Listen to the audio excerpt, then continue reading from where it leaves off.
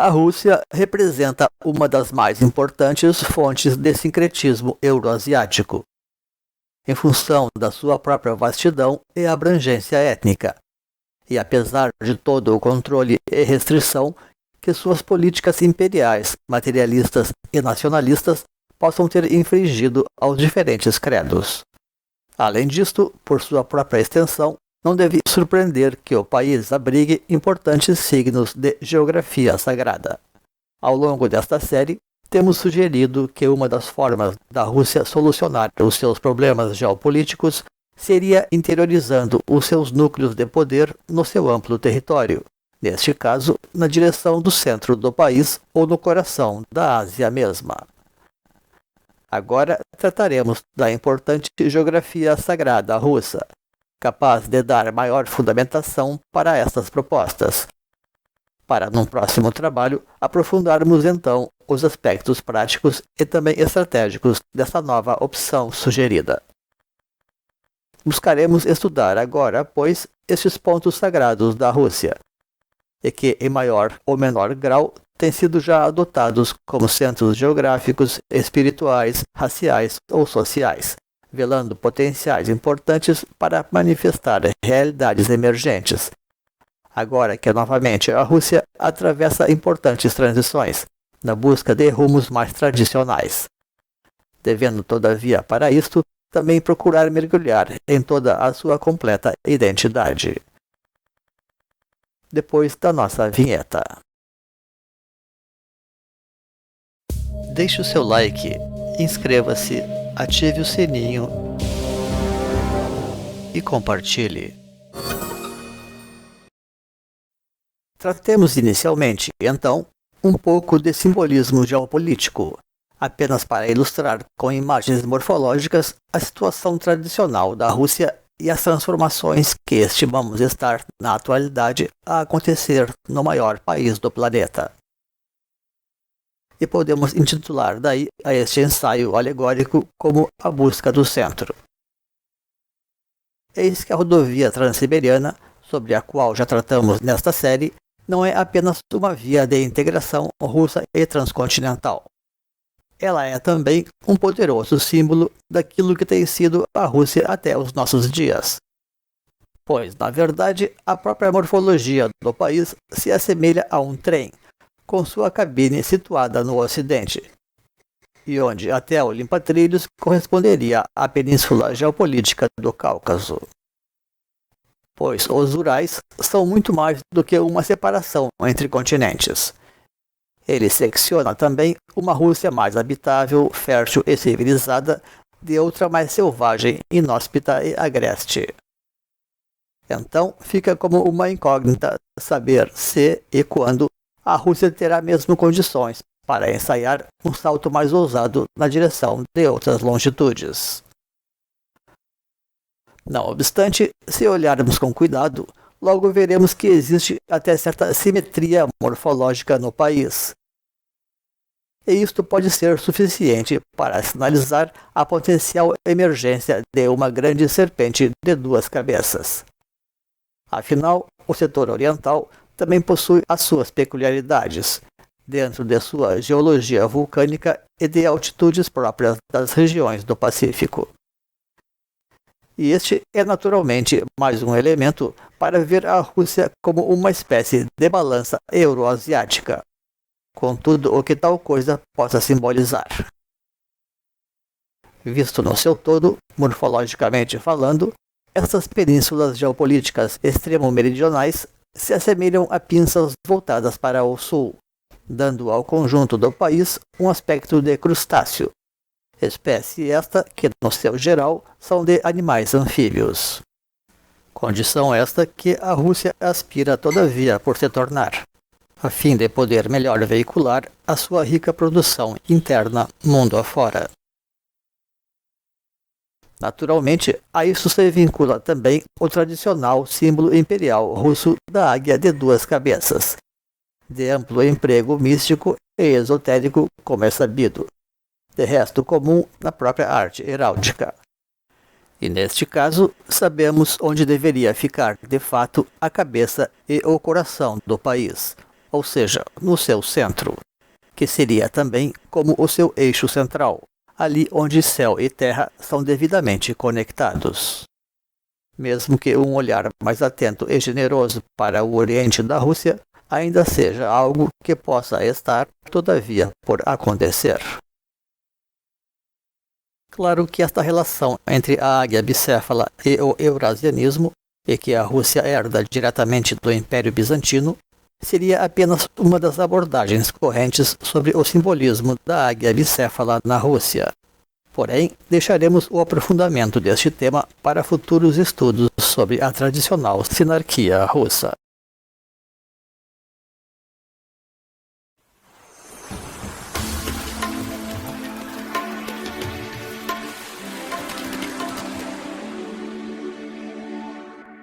Temos apresentado nesta série, pois, uma tese central que propõe a mudança da capital russa de local por diversas razões, entre elas as da geografia sagrada, e até com amplo destaque neste sentido, como veremos na sequência. Contudo, na realidade, sequer pretendemos estar trazendo aqui nenhuma teoria nova para a região. Certamente, a hipótese da mudança da capital russa deve estar na cabeça não apenas de todos os estrategistas daquele país, como também de muita gente que consegue raciocinar de uma forma original. Tudo o que fazemos aqui, portanto, é aprofundar esta questão, trazendo elementos de geografia sagrada, assim como alguns princípios de topografia urbanística, a fim de reforçar esta ideia em prol do bem do próprio povo russo, e em decorrência também do mundo, considerando todas as implicações. Com efeito, aquilo que estamos sugerindo aqui tampouco seria uma novidade absoluta para a própria história da Rússia. O país mesmo tem mudado a sua capital várias vezes desde a sua Idade Média, ao sabor das variantes geopolíticas e das dinâmicas de mudanças de poder na região. Com destaque para a cidade de Kiev, inicialmente, depois Moscou e logo São Petersburgo, retornando então para Moscou. Sucede que Kiev e São Petersburgo foram consideradas excessivamente ocidentais ou fronteiriças para a própria segurança do Estado russo, optando algumas vezes então por uma Moscou mais central. Considera-se a miúde que a palavra Ucrânia signifique fronteira em dialetos eslavos. Não obstante, não podemos dizer que tampouco Moscou seja uma cidade muito interior, e todas pertencem ainda à própria Rússia Ocidental. De todo modo, Moscou sempre foi um centro importante, e chegou a ser sugerida por algumas autoridades como candidata a ser uma terceira Roma, especialmente após a queda de Constantinopla, posto que o Patriarcado de Moscou se mantinha erguido como um centro regional da religião ortodoxa. Naturalmente, a isso se agrega o poderio natural da Rússia, cujos imperadores também sempre reivindicaram o título de czar, que é a forma russa de César. A escolha por Moscou poderia ter também certas conotações místicas, por assim dizer, como sugere a sua proximidade com a cidade de Tula, que é um célebre nome atribuído aos grandes centros sagrados do mundo. Este fato remontaria à influência dos vikings na Rússia, que também batizaram assim uma conhecida cidade da Groenlândia. O nome Tula notabilizou-se durante a Segunda Guerra por estar ligado ao ideário supremacista esotérico que derivou da Ordem de Thule, que inspirou os nazistas, como expressão comum a mística setentrionista ou hiperbórea. Na China e na Índia, o termo possui o sentido de balança ou equilíbrio, para indicar a ideia de centro das coisas. Contudo, o emprego desta expressão para nomear centros sagrados remonta melhor à esfera atlântica das Américas, onde todas as grandes capitais sagradas tinham o termo por nome ou prenome.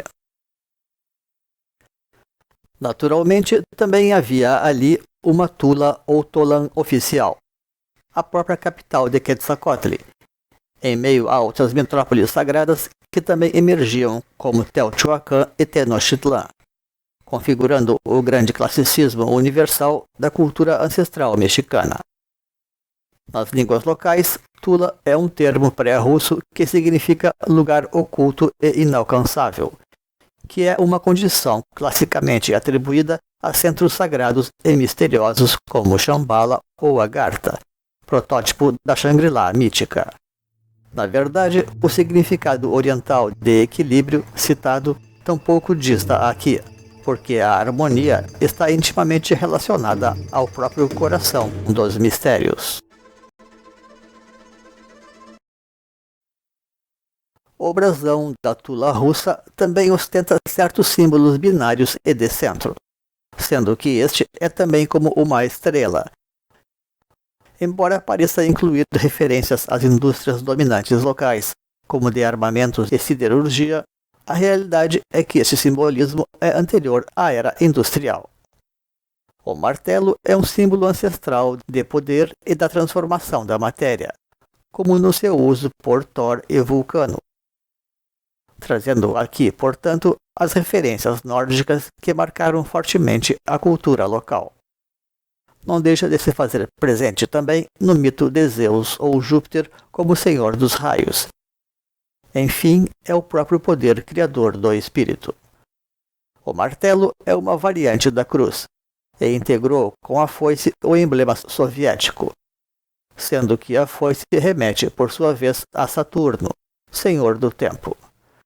Tal como sua variante na forma do crescente lunar, a foice representa a circularidade do tempo ou a lei de causa e efeito. De modo que o quadro todo reproduz o símbolo islâmico da estrela e do crescente, como um simbolismo dual de centro e periferia, ou o tema universal de tempo e espaço. Júpiter e Saturno também formam um dualismo clássico que rege a evolução das coisas, já desde a própria cúpula do Olimpo, na forma da semeadura e da colheita, tal como no ritmo binário ou dialético do pulsar da evolução do mundo, e sobretudo das próprias sociedades. A expressão Tula também se relaciona a hidrônimos de origem báltica e turca para pântano, peixe e outros termos, lembrando que uma das grandes fontes da cultura atlante esteve radicada no sul da Turquia, a Vetusta Göbekli Tepe.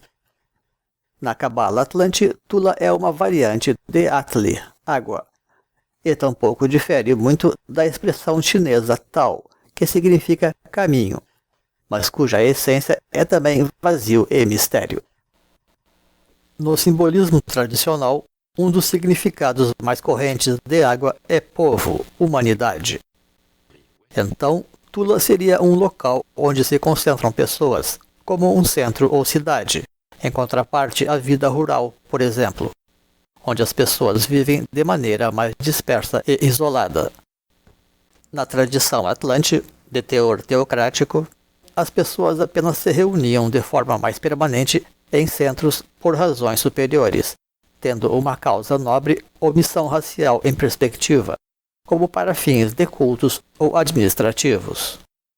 Não obstante, o fato do elemento água estar na base da cultura atlante, tal como a onipresente raiz Atli ou água no próprio dialeto nahuatl mexicano, tem relação com a natureza da civilização neolítica de tratar com sociedades de massas e da própria religiosidade.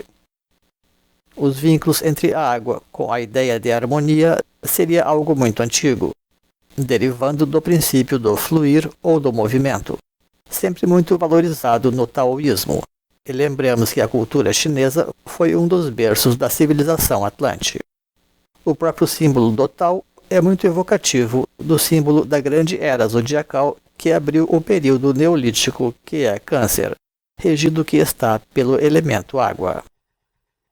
Para saber mais a respeito, remetemos ao vídeo específico dedicado aos mistérios de Tula em nossa videossérie Atlântida, Os Segredos da Terra Incógnita, com link aqui nas descrições. Nada disto é, pois, casual. O setor ocidental da Rússia, em especial, é o seu vínculo natural com o mundo atlante. De qualquer forma, é também um polo de sincretismos, porque ali tem se situado sempre a capital do país, ou pelo menos até os presentes dias, que podem estar vendo, contudo, mudanças importantes aparecerem no horizonte, já a partir das próprias estimativas locais.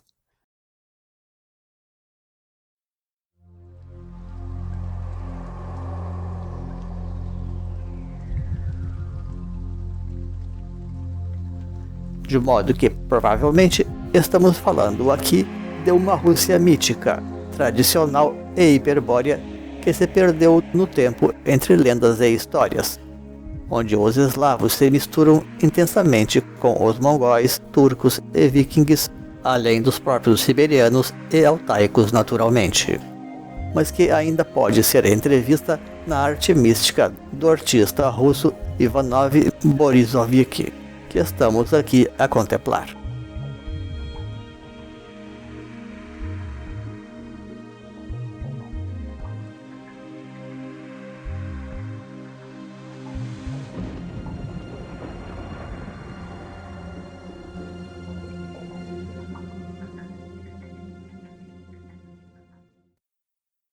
Mas como poderíamos entender o uso deste nome na Rússia?